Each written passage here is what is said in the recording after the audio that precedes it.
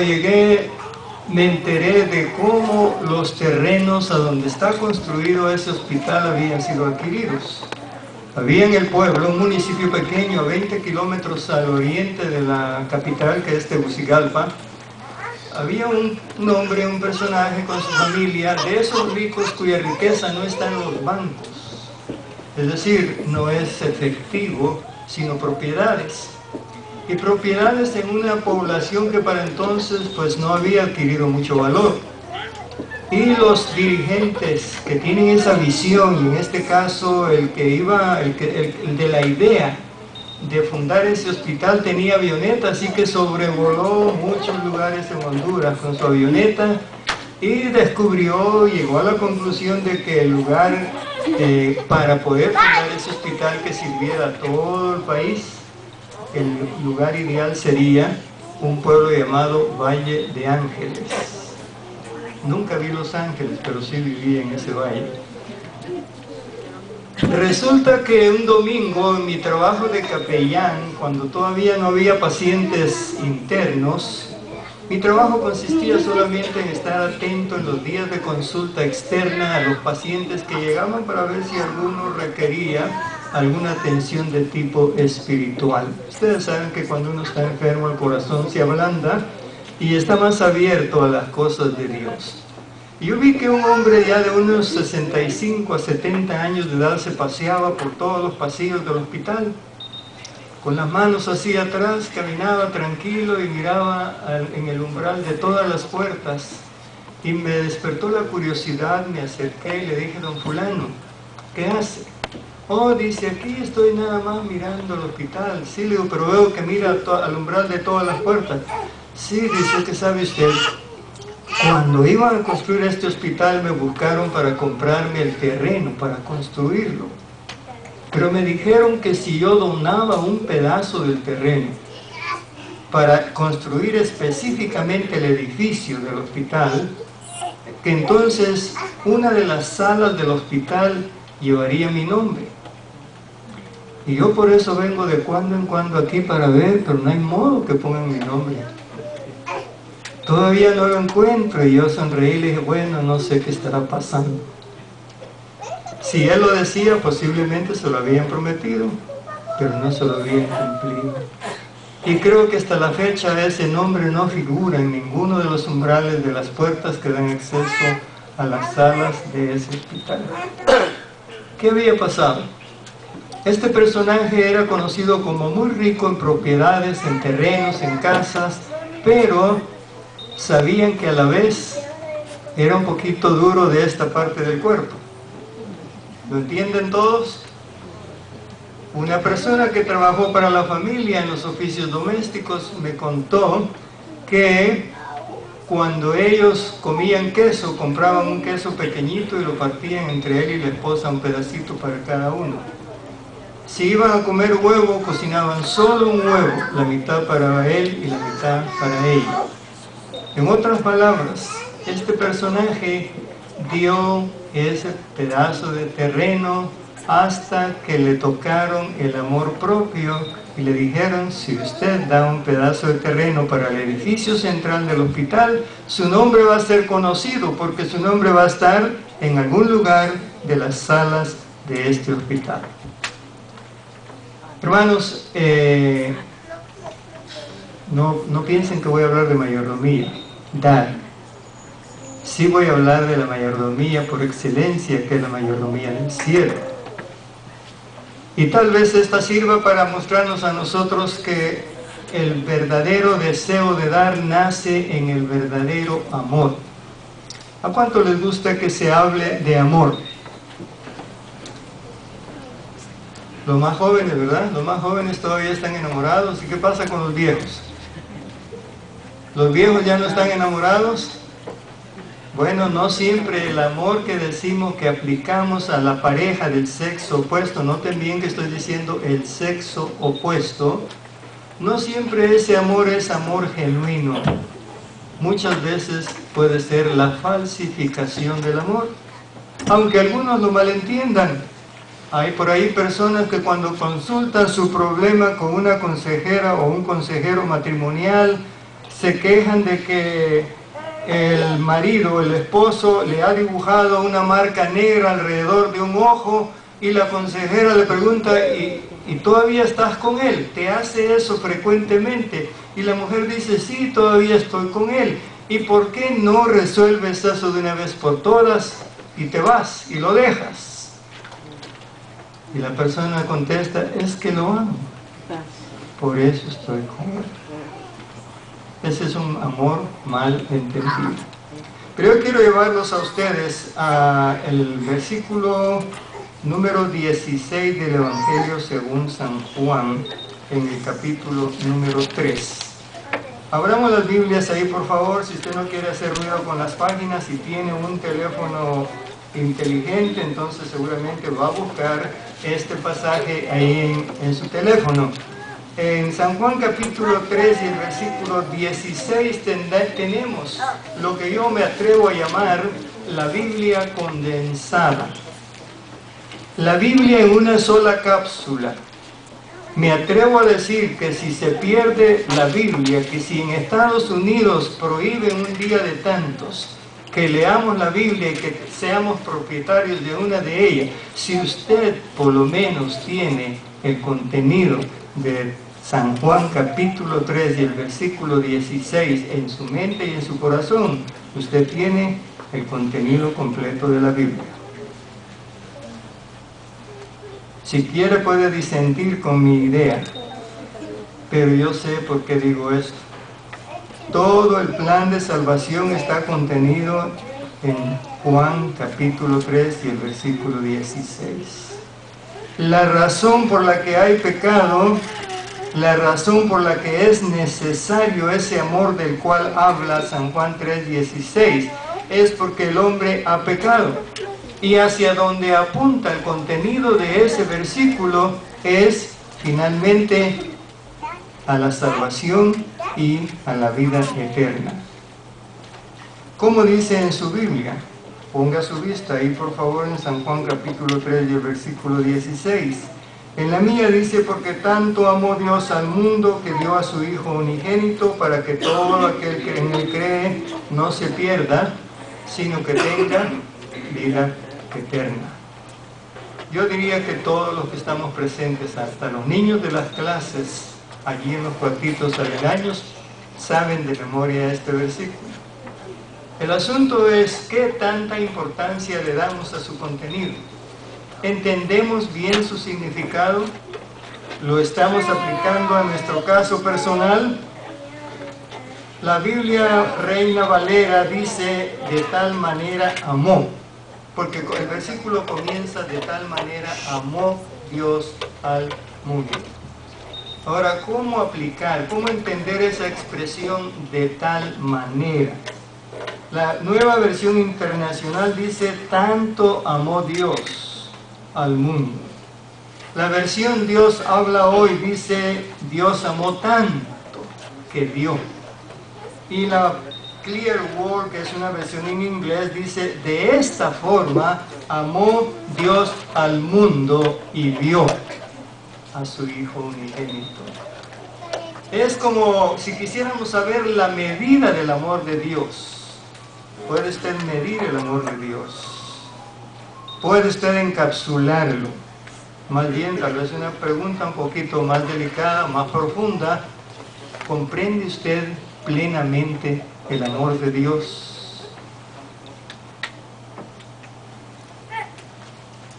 En 1 Juan capítulo 4 y el versículo 8 nos dice que Dios es amor. Pero en las primeras dos líneas dice que el que no ama no conoce a Dios, y luego añade, porque Dios es amor. Y el Señor Jesús en San Juan 15 y el versículo 13 dice que nadie tiene más amor o amor más grande que aquel que lo hace estar dispuesto a dar su vida por sus amigos. Ahora, note bien que ahí dice amigos. Es fácil hacer algo en favor de alguien que nos cae bien. Es fácil hacer un beneficio a aquel que tal vez nos ha hecho un favor antes. Pero recuerden que Jesús murió no solo por los amigos. Él dio su vida también por los enemigos. Y recuerden que la Sagrada Escritura dice que el problema del pecador es que Dios quiere salvarlo, pero el pecador no quiere ser salvado. Vez tras vez el pecador huye de la presencia de Dios. Sabemos eso desde el huerto del Edén, cuando después de haber pecado Adán y Eva, el Señor desciende como acostumbraba al huerto y los llama y no aparecen por ningún lado y tiene que decir: Adán, Adán, ¿dónde estás? Aunque ya sabemos que Dios sí sabía dónde estaban, ¿verdad? De acuerdo entonces a Juan 3:16, el amor de Dios abarca ¿cuántos de la raza humana? El versículo reza: a todo el mundo. No se escapa nadie. Pero lo interesante es que el amor de Dios, aunque involucra o envuelve a toda la humanidad, es efectivo o beneficia solamente a aquellos que aceptan su amor. Es decir, usted tiene el derecho de rechazar el amor de Dios. Y de hecho, la gran mayoría rechaza el amor de Dios. Aún nosotros mismos, los que estamos presentes aquí, sábado a sábado, tenemos que asegurarnos de si realmente estamos bien encaminados en los asuntos del amor de Dios. En 2 Corintios capítulo 5 y el versículo 19 nos dice la Escritura que Dios estaba en Cristo reconciliando al mundo sin tomarle en cuenta sus pecados. ¿Qué hacía Dios en Cristo? ¿Qué hacía? Estaba reconciliando. ¿A quién es necesario reconciliar? ¿A los que están en paz o a los que están en pleito? Mis hermanos, si Dios estaba en Cristo reconciliando al mundo, quiere decir que el mundo se ha peleado con Dios. Quiere decir que si usted y yo somos pecadores, nos hemos peleado con Dios. Pero en Cristo, miren la maravilla del amor de Dios. Dios estaba reconciliando al mundo, y esto es lo que me gusta de lo que añade el apóstol San Pablo aquí, sin tomarle en cuenta sus pecados. En nuestras relaciones humanas con nuestros semejantes a nivel horizontal en esta tierra, generalmente nosotros condicionamos el perdón que ofrecemos a aquellos que nos hacen algún daño. Y si podemos, de cuando en cuando, aunque les hemos dicho que los hemos perdonado, cuando vuelven a caer, cuando nos vuelven a ofender, les decimos: acuérdate que tú hiciste tal y tal cosa. Aquí el Señor dice en su palabra, el apóstol San Pablo dice que Dios estaba en la persona del Señor Jesucristo reconciliando al mundo sin tomarle en cuenta sus pecados. Mis hermanos, y esto solo puede hacerse cuando hay amor genuino. El amor de Dios es el atributo preeminente de su naturaleza. El amor es la fuerza que controla el gobierno divino. Para Pablo, el amor de Dios se define en 1 Corintios capítulo 13, los versículos 4 al 8. Cojo solamente las líneas que me interesan. El amor de Dios todo lo disculpa. El amor de Dios todo lo cree. El amor de Dios todo lo espera. El amor de Dios todo lo soporta. El amor de Dios jamás se extingue. El amor de Dios no tiene envidia. El amor de Dios no tiene jactancia. El amor de Dios no tiene orgullo. El amor de Dios no es rudo. El amor de Dios no es egoísta. El amor de Dios, oigan bien esto, porque si hay alguno de ustedes que se parezca a mí aquí, el amor de Dios no se enoja fácilmente. El amor de Dios no es rencoroso. El amor de Dios no disfruta la maldad que le acaece a otros, y el amor de Dios se goza en la verdad. Mis hermanos, de todas las definiciones del amor de Dios que yo he conocido a lo largo de mi vida en los caminos del Señor, esta es la que me gusta más. El apóstol San Pablo tenía una base personal para definir de esa manera el amor de Dios. Y ese es el tipo de amor que Dios quiere que nosotros desarrollemos en nuestras relaciones con nuestros semejantes.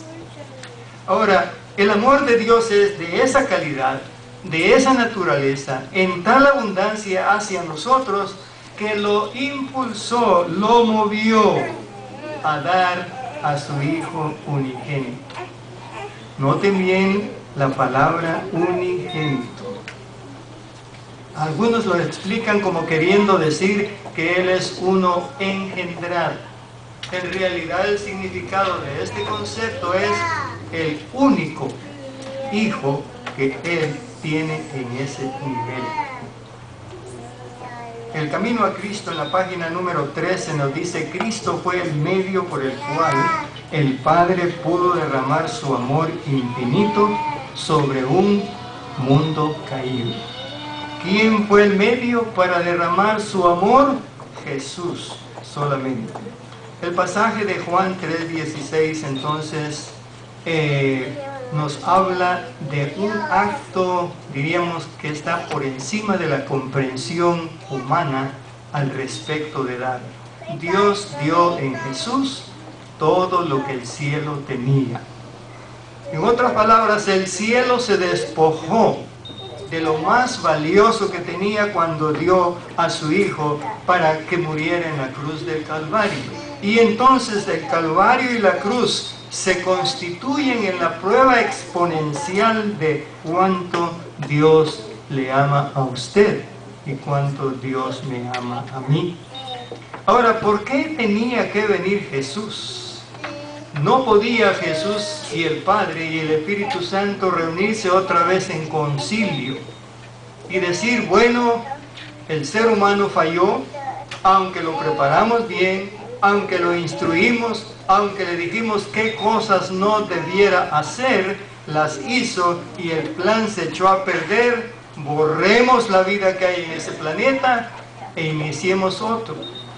Aún así, el Padre Celestial, el Hijo, el Señor Jesucristo, que también es Dios, el Espíritu Santo, que también es Dios, siguieron adelante con el plan. Satanás no se reiría en el rostro de la deidad, destruyendo la obra maravillosa del amor de Dios. Solo Jesús podía cumplir la misión divina de venir a esta tierra para salvar al pecador.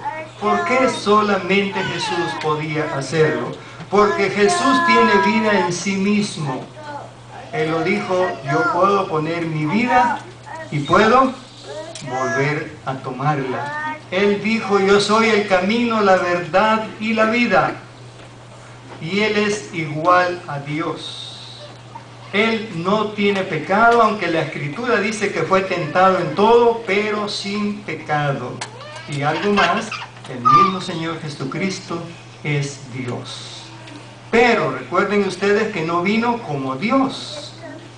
Vino con esa naturaleza escondida. Tomó la naturaleza humana. No eligió la corte de algún rey poderoso para venir a nacer. Eligió una familia pobre de aldea, habitando en casuchas de aldea, sometido a las penurias más grandes a las que una familia pobre de ese tiempo podía ser sometida. Filipenses capítulo 2, los versículos 5 al 8, dicen qué riesgo se corrió el Señor Jesucristo cuando vino, de acuerdo a San Juan capítulo 3 y el versículo número 16. Filipenses capítulo 2, versículos 5 al 8 dice: la actitud de ustedes debe ser como la de Cristo Jesús, quien siendo por naturaleza Dios, no consideró el ser igual a Dios como algo a que aferrarse. Por el contrario, se rebajó voluntariamente, tomando la naturaleza de un siervo y haciéndose semejante a los seres humanos, y al manifestarse como hombre, se humilló a sí mismo y se hizo obediente hasta la muerte, y la muerte de cruz. Estoy seguro que no es primera vez que ustedes oyen el contenido de este pasaje. Pero estamos tan acostumbrados al contenido de ese pasaje y lo escuchamos, pero tal vez no entendemos en toda su plenitud el sacrificio que significó para Jesús dejar la corte celestial con la adoración que recibía de todas las criaturas que no han pecado todavía. Su gloria esplendente. Y encima de eso, venir y no nacer con privilegios sobre la faz de la tierra, no ser atendido como un príncipe en su juventud, sino más bien ser maltratado y humillado como nosotros conocemos que lo fue. Él se corrió el riesgo, se sometió a las tentaciones, apenas comenzando su ministerio, recién bautizado. La Escritura dice en Mateo capítulo 4 y los versículos 1 al 10, que Satanás le llegó con 3 tentaciones que son de sobra conocidas. La primera, haz que estas piedras se hagan pan. ¿En qué condiciones él afrontó las tentaciones? 40 días y 40 noches de no tomar alimento físico. ¿Se imagina usted haciendo lo mismo? En 24 horas yo no puedo hacer nada más. En 24 horas. La primera vez que yo ayuné, lo recuerdo bien, hice el ayuno total, sin líquidos, sin comida ni nada, en un clima de verano, como aquí en Estados Unidos. Pero cuando se ocultó el sol y despedimos el sábado en la iglesia, caminaba hacia donde yo vivía, miraba estrellas. Y los bananos que vendían en unas tiendecitas, todos pintos porque no se vendían rápido, todos enjutos ahí, me parecían robustos, jugosos. Y ese día, después de 24 horas de no líquidos y no alimento, yo fui al comedor donde me vendían la comida y creo que comí por los 3 tiempos que no había comido. Usted puede imaginar el estado de ánimo y el estado físico de una persona que se ha privado de alimentos y de líquidos durante 40 días y 40 noches. Y si usted no conoce las tierras de Israel, si usted no conoce los alrededores del río Jordán a donde Jesús pasó esas experiencias, entonces usted no se imagina lo que es estar sin comer y beber nada. Son montañas rocosas, solo se ven piedras, rocas, tierra, polvo, pero no hay paz. La segunda tentación apelaba al poder de Dios y a su autoridad. Échate abajo, que sus ángeles mandará acerca de ti para que tu pie no tropiece en piedra. Y la tercera tentación, te daré todos los reinos del mundo. ¡Ah, qué atrevimiento! Dios es el creador y Dios es el propietario del universo entero, pero aquí yo no sé cómo llamarle,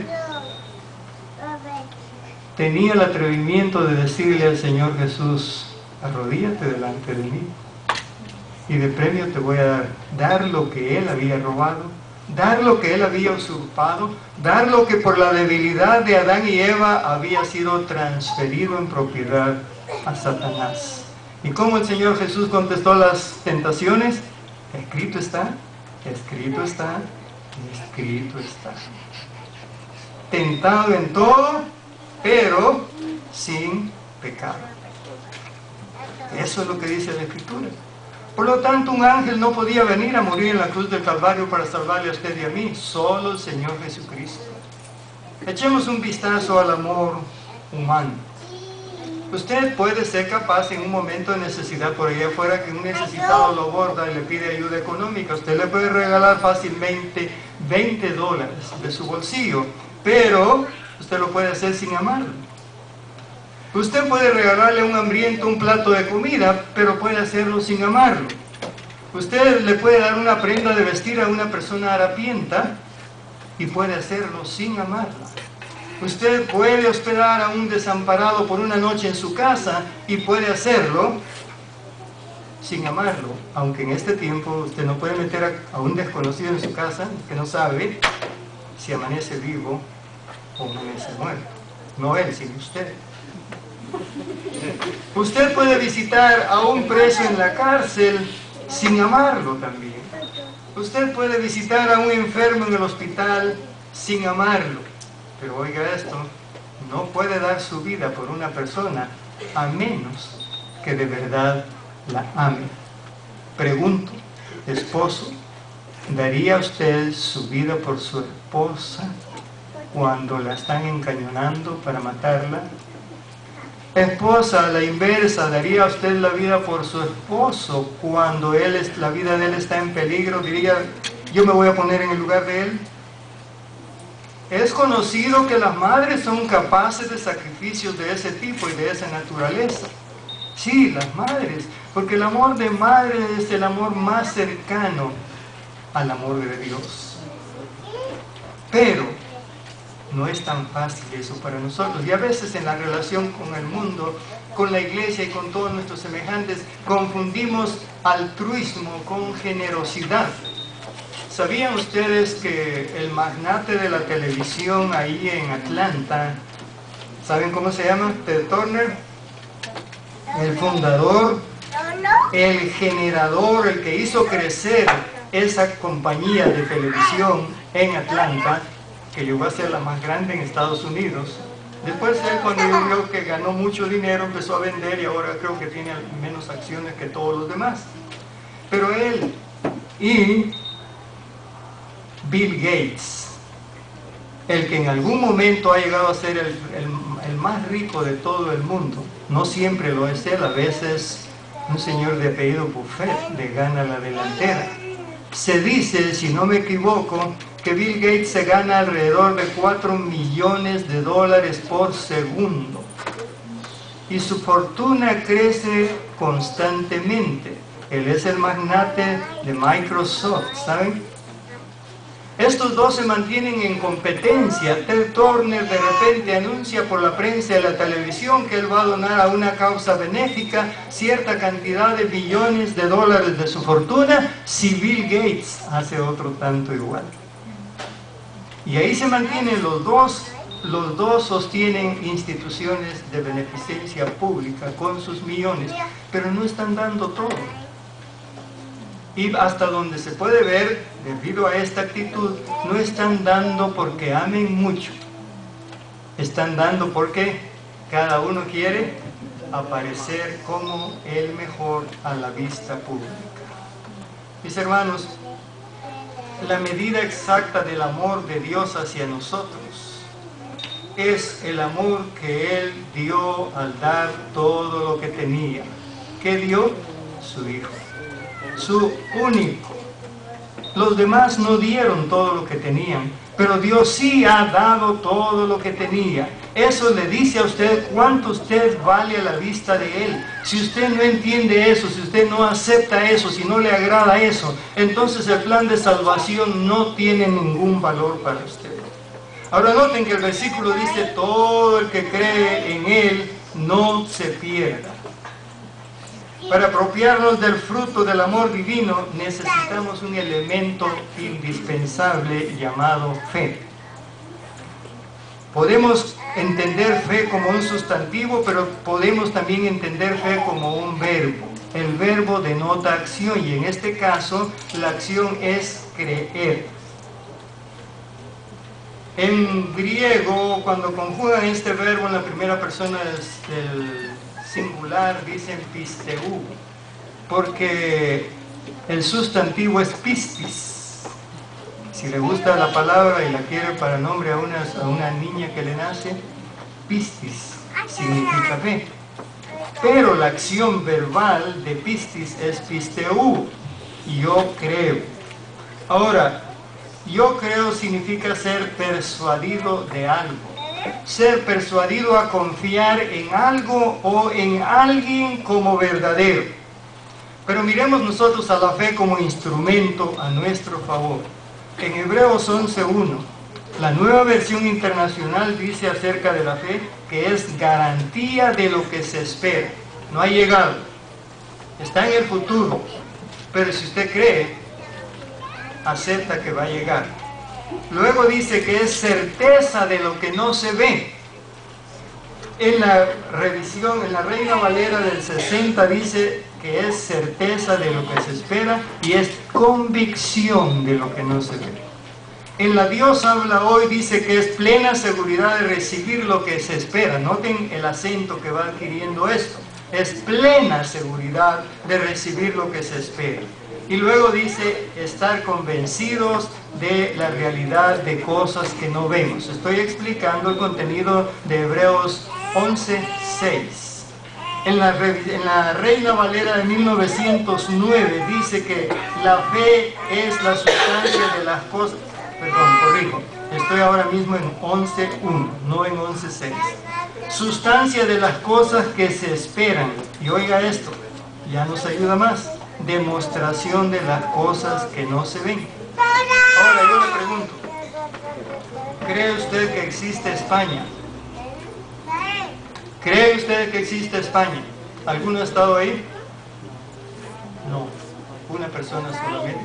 Así que ella puede decir, con base en hechos, que ella ha pisado, que ha traído, o que sea para muestra, un poquito del polvo de las calles de allá de España. Pero cuando usted tiene algún pariente viviendo allá y se comunican, bueno, ahora ya casi no se hace eso. Pero en los tiempos cuando escribíamos cartas y se iban por correo, ¿no depositaba usted en un buzón una carta con una dirección de España? ¿Y usted esperaba que llegara la carta? Pero nunca había estado en España. ¿Y cómo sabía que la carta había llegado a su destino? ¿Cuándo le contestaban? Cuando tenía noticia de la persona a quien le había escrito. Ven que el ser humano está ejerciendo fe constantemente. Eso es tener fe. Eso es creer que España existe. Es un asunto físico de este mundo nada más. Pero en la vida cristiana, fe significa mucho más que eso. En Hebreos 11:6 dice que el que no cree ofende a Dios. Versión Dios habla hoy. ¿Suena lindo eso? El que no cree, ¿qué hace? Ofende a Dios. Sigue diciendo, para acercarse a Él hay que creer que Él existe. La palabra clara o clear word dice, nuestra confianza de que Dios existe está basada en la fe. Usted no puede aceptar el plan de salvación prescrito por el cielo si no cree que Dios es real. Entonces tampoco cree que usted está en pecado. ¿Le será más fácil creer en la evolución? Usted es un descendiente del mono, no importa cuán bonito haya nacido, cuán bonito sea ahora. Si cree en la evolución, si no hay en su corazón cabida para Dios y su amor, entonces pues se desciende del mono fácilmente. La Nueva Versión Internacional dice que sin fe es imposible agradar a Dios y que el que busca a Dios tiene que creer que Él es real. Ahora, ¿cómo creemos en Jesús? Nicodemo le dijo a Jesús en aquella entrevista nocturna, Maestro, sabemos que has venido ¿de dónde? De arriba. ¿Pero cómo lo llamó? Maestro. Y luego aquel ciego que había nacido ciego, una vez que fue sanado, le llamó profeta. Y otros le llaman buen hombre. Y otros le llaman de la forma que les conviene más. Pero para nosotros el Señor Jesús es Dios. Pero eso es todavía muy genérico, muy insustancial.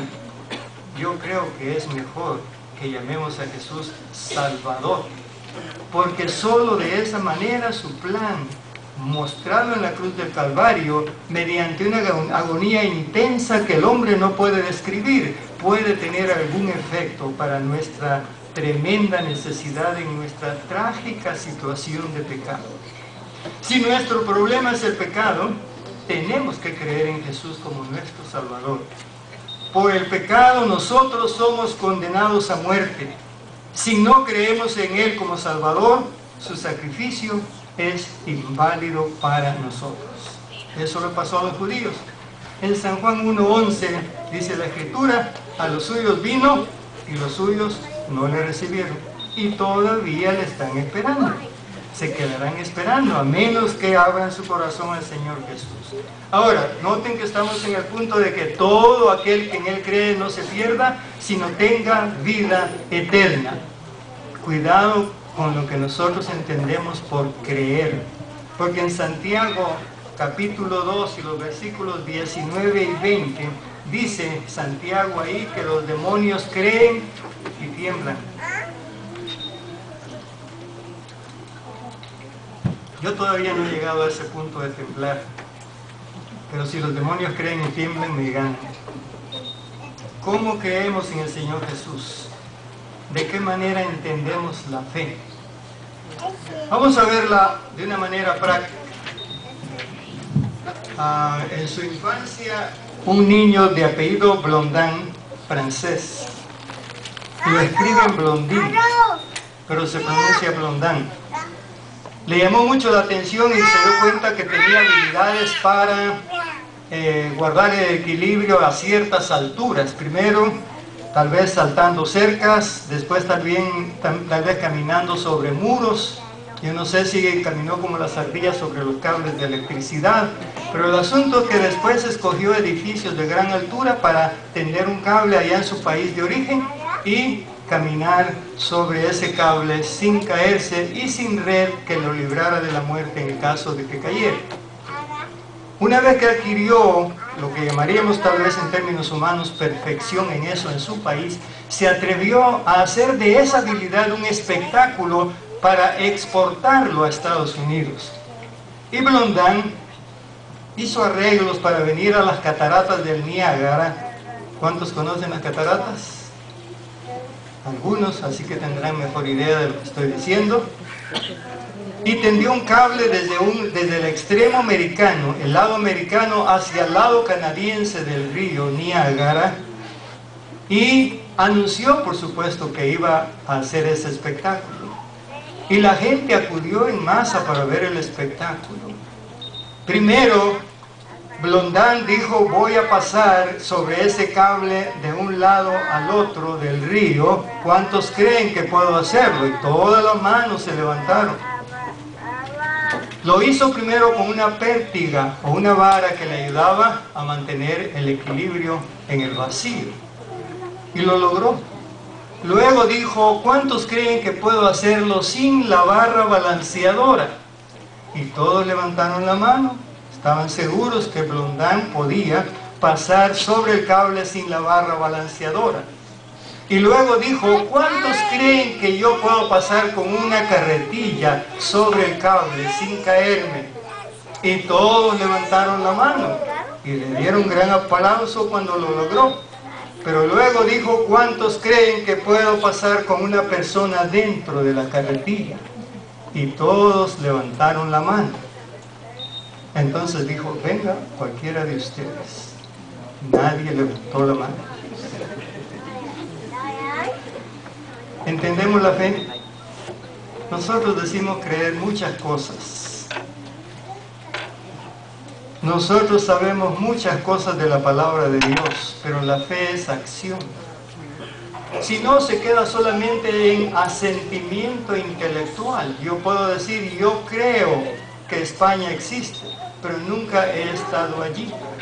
La fe es fe cuando me mueve a hacer la voluntad de Dios. La fe es fe cuando yo acepto lo que el cielo hizo en mi favor, y lo acepto de corazón, y acepto el compromiso, y dejo que el Espíritu Santo haga en mi vida los cambios que Él se propone hacer para mi propio beneficio. Usted solo puede ser salvo de sus pecados si acepta como su Salvador al Señor Jesucristo, que dio su vida por usted en la cruz del Calvario. No tiene que pagar ni un solo centavo por eso, solo tiene que aceptar. ¿Es esto malo? ¿Que se nos ofrezca la salvación gratis? Es que su valor es tanto que nadie lo puede pagar en dinero, en bienes, en posesiones. Es la vida misma del Señor Jesucristo que fue entregada en la cruz del Calvario. Eso era lo que demandaba nuestro pecado. Pero se requiere entonces que si yo acepto ese plan divino, yo haga una entrega de lo que soy y lo que tengo para que produzca en mi vida un giro de 180 grados. Es decir, el mundo debe saber que yo acepté a mi Señor Jesús como mi Salvador personal. El mundo debe darse cuenta que la salvación produce cambios, si no se queda en puro asentimiento intelectual. ¿Cuál es la condición natural del hombre? Porque ese versículo de Juan 3:16 también dice: para que el hombre no se pierda. ¿Cuál es la condición natural del hombre?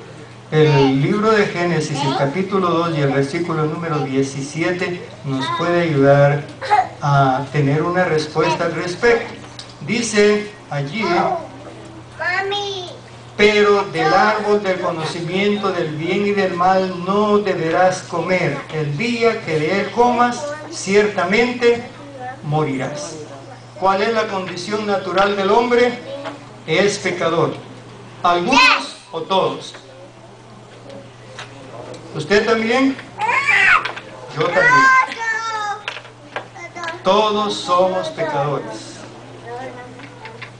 El profeta Isaías dice que nuestras justicias son como trapos de inmundicia. También dice que estamos podridos ¿desde dónde? Desde aquí, del comienzo de nuestra cabeza hasta la planta de los pies. ¿Quién es el único justo? El Señor Jesucristo. Cuando Adán y Eva fracasaron en su intento de hacer la voluntad de Dios y le desobedecieron, lo hicieron a él mentiroso e hicieron verdadero o veraz a Satanás, creyéndole a él en lugar de creer al Señor Jesucristo, que había dicho: no comas, porque el día que de él comas morirás. Eso nos convirtió a usted y a mí en pecadores. El hombre sin Cristo está condenado a la muerte eterna. Romanos 3:23 dice que todos hemos pecado. Romanos 6:23 dice que la paga del pecado es la muerte. Y el apóstol San Pablo dice también en Romanos 7:24: ¿quién me librará de la muerte? Miserable de mí. Cuando yo digo miserable de mí, estoy también entendiendo que mi propia vida en la condición de pecado me da asco. Todo, como dice el profeta Jeremías, es una podrida llaga. La sanidad a mi vida solo puede venir cuando yo acepto ese sacrificio maravilloso, esa expresión indescriptible de amor divino que se da para salvar al pecador que no quiere ser salvo. El pecado entonces es una cadena que atrapa al hombre y no puede escapar de ella por sí solo. La solución solamente está en el Señor Jesucristo y lo que Él hizo en la cruz del Calvario por nosotros. Vamos a 1 Juan capítulo 3 y el versículo número 8. 1 Juan 3, 8, dice la Escritura así: el que practica el pecado es del diablo, porque el diablo ha estado pecando desde el principio. Y estas dos líneas últimas son las que me interesan. El Hijo de Dios fue enviado precisamente para destruir las obras del diablo. Con razón la Escritura dice en otra parte que no hay, en ningún otro hay salvación, sino solamente en Cristo Jesús. La solución a nuestro problema de pecado entonces está en Jesús y lo que hizo por nosotros en la cruz. Con razón en San Juan 10:10 él mismo dice: he venido para que tengan vida y la tengan en abundancia. El pecado requiere la muerte del pecador, pero no resuelve el problema del pecado. De todas maneras, no estamos hablando en este momento de la primera muerte, estamos hablando de la segunda muerte. La primera muerte posiblemente llegue a ser parte de nuestra experiencia para los que estamos vivos todavía. Para los que ya murieron, pues ya la primera muerte es una realidad. El apóstol Pablo decía, cuando miraba muy cerca la venida del Señor Jesús, decía: luego nosotros, los que vivimos, los que estamos todavía con vida, seremos arrebatados con el Señor en el aire. Pero Él murió y ahora es parte de los que esperan, pero en la tumba. Ahora, mis hermanos, el pecado exige la muerte del pecador, pero no le resuelve su problema de salvación.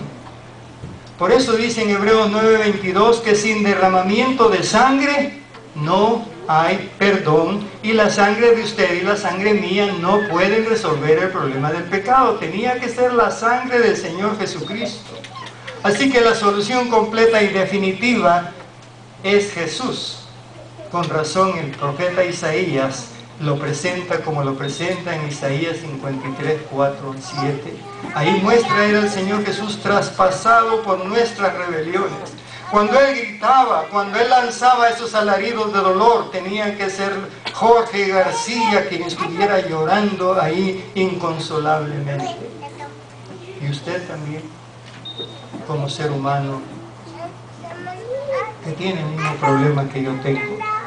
Maltratado también, le fue puesta una corona de espinas en su frente, fue castigado, fue latigado, fue humillado porque fue escupido en la propia cara. Y finalmente dice el profeta Isaías 53, que como cordero fue llevado al matadero, enmudeció y no abrió su boca. Mis hermanos, ¿les parece eso poco a ustedes? ¿O es algo de lo cual debiéramos estar agradecidos con nuestro Dios? ¿Cuánto le ha costado al Señor que cooperemos con el plan de salvación que Él quiere aplicar en nuestro caso personal? A veces, como que Dios podría decir de nosotros lo que decía del pueblo hebreo cuando peregrinaba de Egipto a Canaán, la tierra prometida, y lo siguió diciendo aun cuando ellos ya estaban establecidos. Dios siempre dijo que el pueblo hebreo era un pueblo terco, de dura cerviz. Hermanos, conociéndome a mí mismo, yo sé cuánto a Dios le está costando salvarme.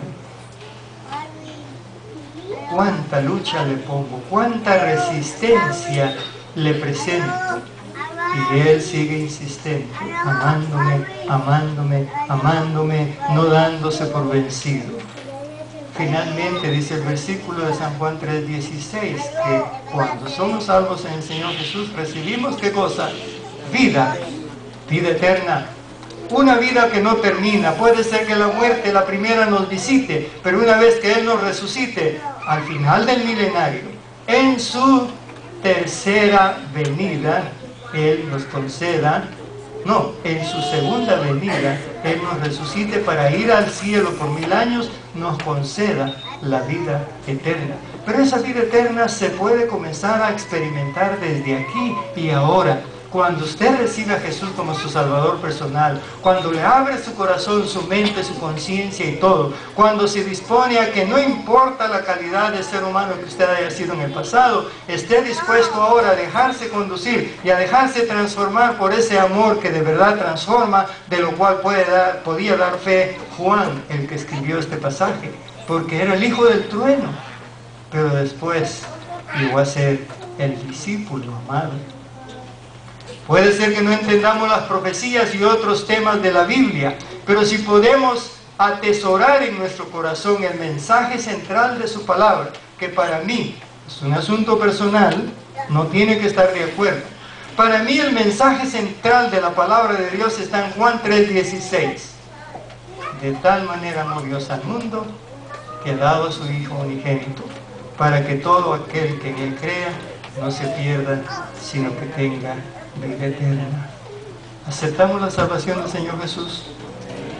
Usted puede decir, no, yo la acepté cuando me bauticé. Yo me bauticé hace 50 años. Imagínense.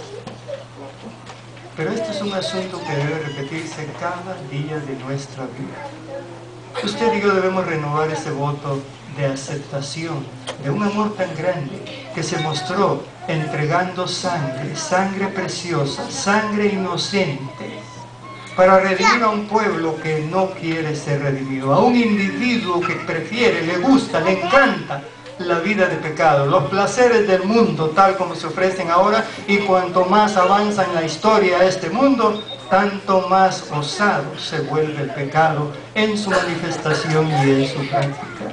Terminemos diciendo en Jeremías 31:3, con amor eterno te he amado, por eso te prolongué mi misericordia. ¿Acepta usted, mi hermano, la misericordia divina en su caso personal? ¿Puede levantar su mano mostrando que es así? ¿Puede enfatizar ese acto poniéndose de pie? El Señor se va a alegrar. Hoy usted y yo renovamos el acto de aceptación de un amor tan grande para que produzca en usted y en mí el fruto de la salvación eterna en Cristo Jesús. Oremos.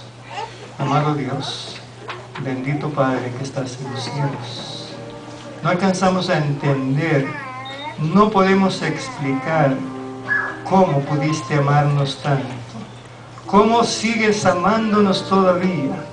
A pesar de que somos tan duros, tantos años, y todavía no reflejamos el carácter de tu Hijo amado como tú quisieras que lo hagamos.